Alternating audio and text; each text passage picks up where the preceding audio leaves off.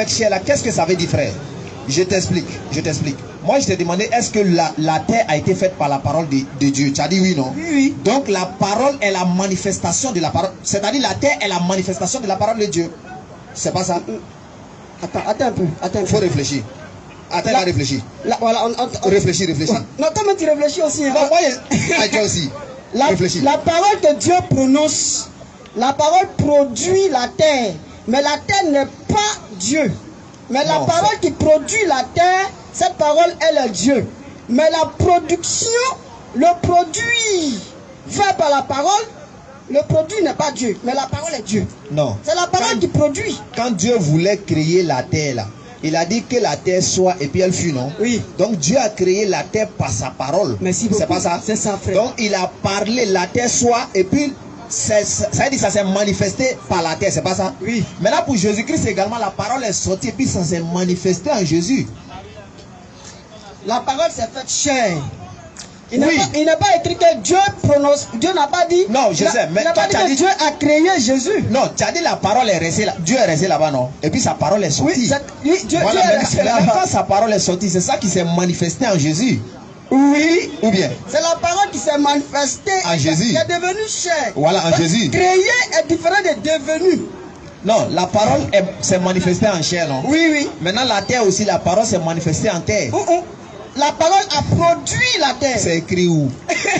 Mais si Dieu dit que la terre soit et que la terre fut, ça ne veut pas dire que la terre et la parole s'est changée en terre. Il ne faut pas réfléchir comme ça, frère. Maintenant, mon verset là. Oui. Jésus dit c'est Dieu qui a formé son corps. Est-ce que c'est vrai? C'est la parole, je dis amen. Mais il y a la révélation qui est dedans. Il faut nous révéler ça. C'est pourquoi je dis. Il faut nous révéler ça. C'est pourquoi je dis. Il dit Dieu a créé son corps. Si c'est révélation, il faut nous expliquer. Dieu a formé son corps et créé, c'est pas la même chose. La formation n'est pas. Je vous ai déjà expliqué que la parole n'est pas chère. C'est dans d'autres langages en fait. Calme-toi.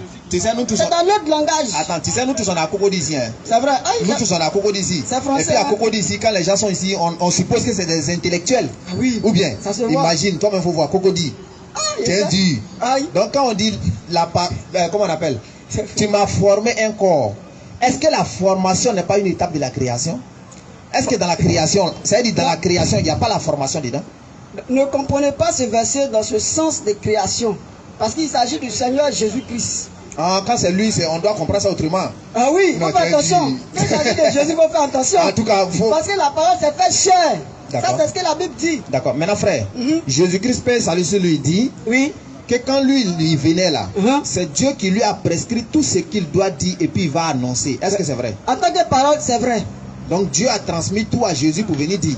En tant que parole de Dieu faite chair, il est en connexion avec le Père. Mais si Jésus est déjà la parole de Dieu, c'est quelle parole il est en train de transmettre aux gens encore, qui n'est pas lui? Vous comprenez mal.